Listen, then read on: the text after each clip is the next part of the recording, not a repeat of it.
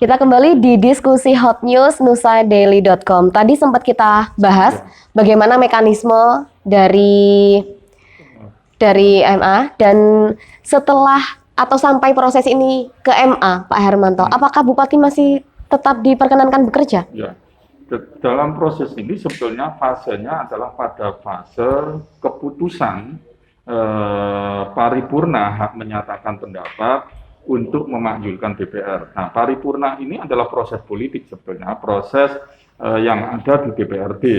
Jadi yang ada di DPRD untuk memberhentikan itu. Tapi kemudian apakah hasil ini belum menjadi putusan hukum. Jadi ini baru putusan politik. Yang itu memang menjadi kewenangan dari DPRD dalam menjalankan fungsi pengawasan. Nah, tentunya karena ini belum punya ketetapan hukum, karena ketetapan hukum itu pemberhentian itu melalui SK pemberhentian yang dilakukan oleh Mendagri sebagai wakil dari Presiden. Nah, SK pemberhentian itu harus melalui MA. Jadi dalam konteks saat ini adalah bupatinya tetap masih bisa berjalan, tetapi dalam kerja politik dengan DPRD, tentunya akan berdampak. Nah, berdampak artinya adalah karena DPRD ini kan sudah membuat keputusan politik ini tidak memberhentikan memberhentikan bupati. Maka tentunya implikasi dari keputusan politik DPRD tentunya akan berdampak hubungan antara DPRD dengan bupati. Tapi bupatinya ini masih jalan dalam konteks sebagai penyelenggara pemerintah daerah. Melayani masyarakat masih tetap berjalan berarti ya? Tetap berjalan. Ya. Oke. Nah, setelah dari Pak Hermanto, saya akan kembali ke Pak Ahmad Halim.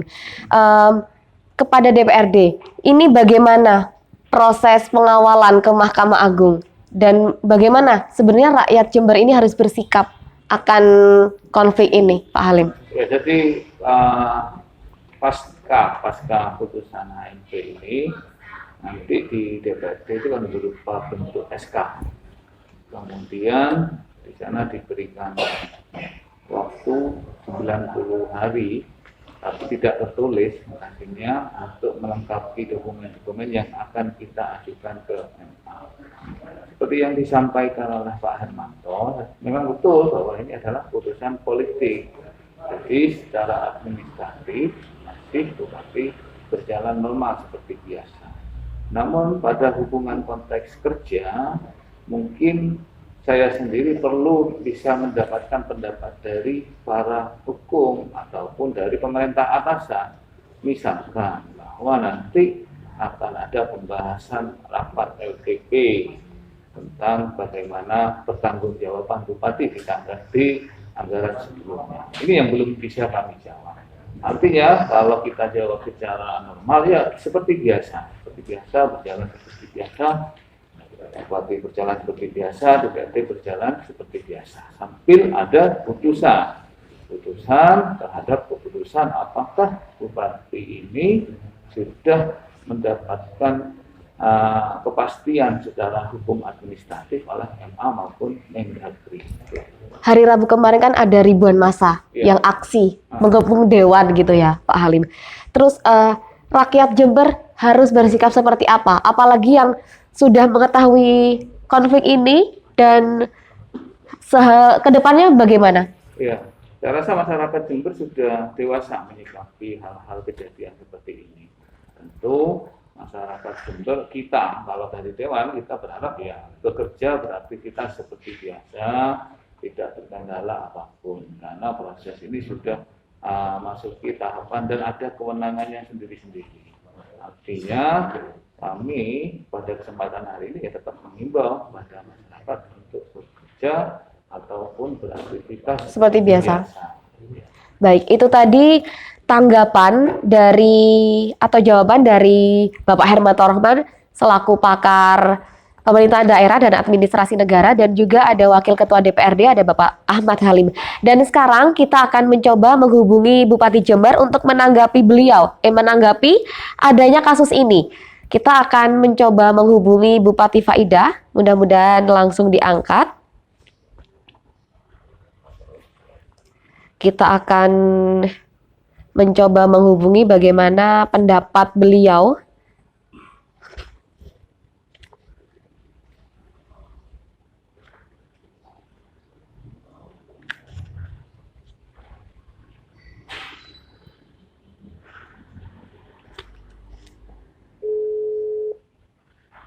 Mudah-mudahan diangkat.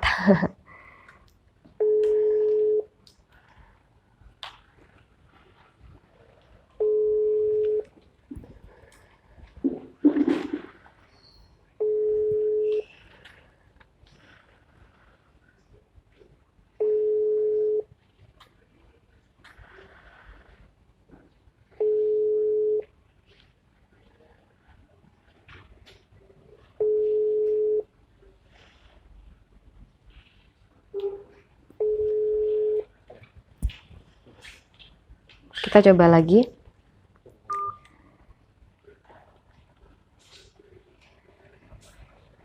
Sekali lagi kita akan mencoba menghubungi Bupati Faida.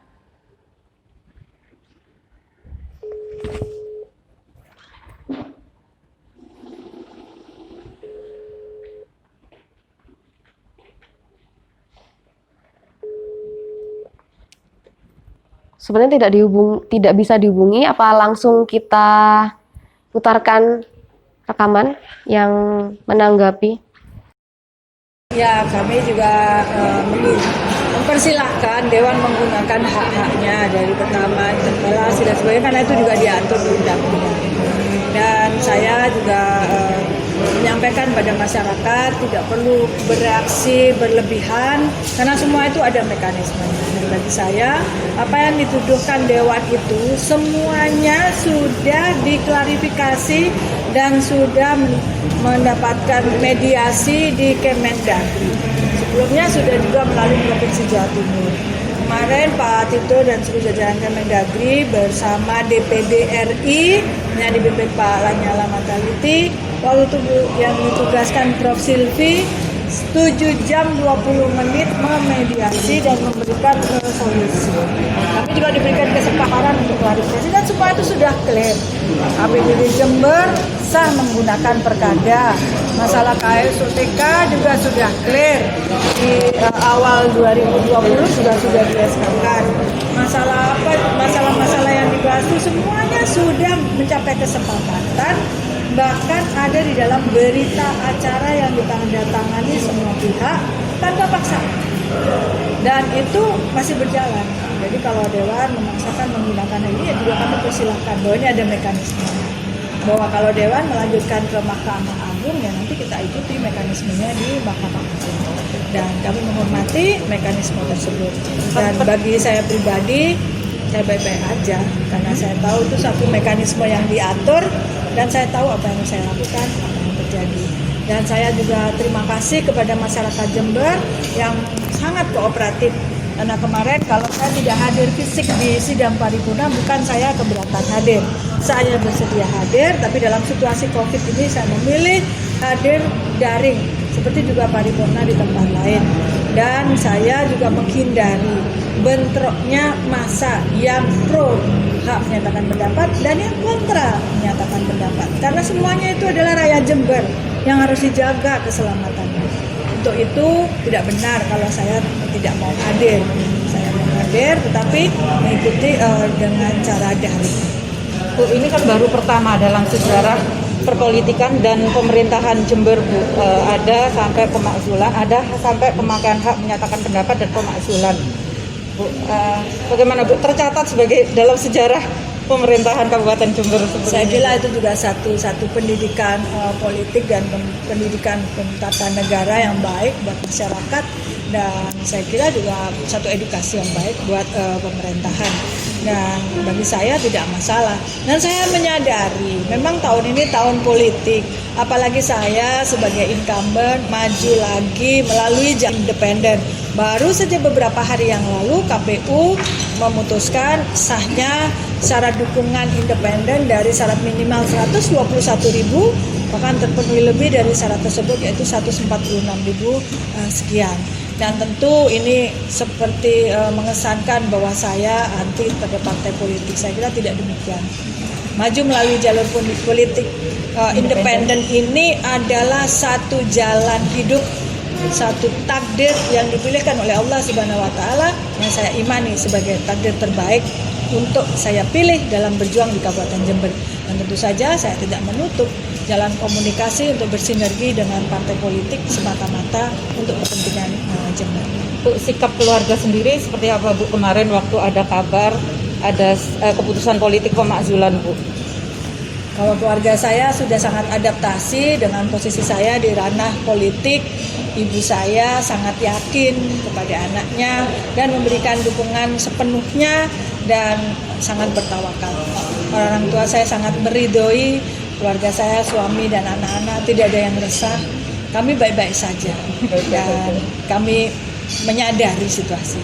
Tentang prosedur HMP, bagi Ibu memang itu cacat prosedur Bu?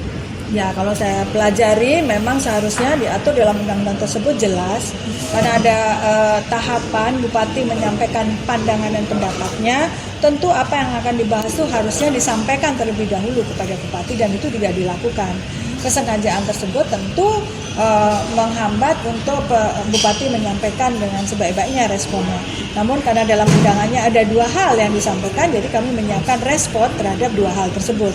Di luar hal tersebut karena memang tidak disampaikan kepada kami. Bu, ini nanti umpama sampai dibawa ke Mahkamah Agung, tapi belum tahu kapan Bu. Apa yang akan dilakukan oleh Bupati dan Wakil Bupati? Ya, mengikuti mekanisme dan prosedur itu, karena itu sudah ada aturannya. Akan ada pendampingan hukum nanti berarti Bu, kepada Kepala Daerah Jember? Ya, kita lihat nanti bagaimana Dewan jadi apa enggak ngirim ke mahkamah. Untuk saat ini pemerintahan tetap berjalan seperti biasanya gitu karena memang belum ada surat keputusan dari pemerintah pusat. Ya, berjalan seperti biasanya lah, nggak semudah itu menurunkan seorang bupati karena kami ini dapat amanat dari rakyat dan kami menjalankan tugasan hari-hari ini. Saya lebih fokus kepada urusan penanganan COVID sebagai tanggung jawab utama saya sebagai ketua Satgas. Pak, dengan pemakzulan Bupati Vaida oleh Dewan ini, Bapak sebagai warga ini apa Pak unek-uneknya nih Pak? Ya, semoga ini sebagai tanda baik ya bagi warga Jember yang ingin membuat satu perubahan yang berarti. Karena apa yang dilakukan oleh anggota Dewan ini sudah mewakili aspirasi warga Jember. Karena nggak mungkin anggota Dewan itu sampai rapat istilahnya, sampai berbulan-bulan. Nah, ternyata hasilnya seperti ini dan inilah sebagai titik akhir istilahnya, bukan titik akhir untuk memulai titik awal untuk Jember yang lebih baik. Saya juga mendukung sih dengan hak AMP-nya anggota Dewan. Sebab saya sebagai warga Jember juga berterima kasih juga karena mereka mau menyuarakan hati kami, suara kami. Jadi untuk kedepannya apabila nanti ada pilkada, semoga Jember mempunyai bupati yang sangat-sangat peduli dengan rakyat, bisa bersinergi dengan anggota Dewan, dan kita rukunlah nantinya biar untuk Jember menjadi yang lebih baik. Bu, Ibu sebagai masyarakat Jember apa ini Bu terkait pasca pemakzulan Bupati Jember oleh DPRD ini apa ini Bu? Ya, sebagai warga Jember yang nggak tahu apa-apa ya Pak ya, yang warga awam ya kepengennya Jember itu kondusif gitu Pak, nggak seperti saat ini, seperti gimana ini sampai ribut-ribut seperti itu. Siapapun bupatinya yang penting bisa mensejahterakan rakyatnya. Kita ya kepengennya seperti itulah Pak.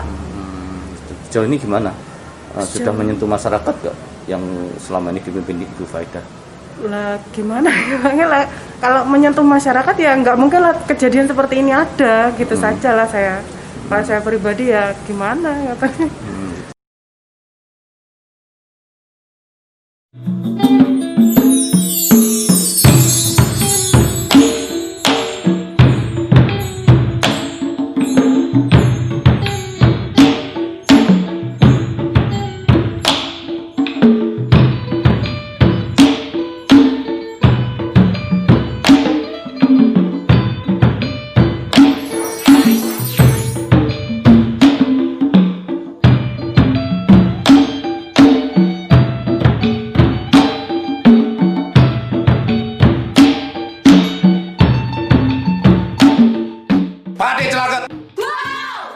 Mulai hari ini DPRD memecat secara politik Bupati Vaida.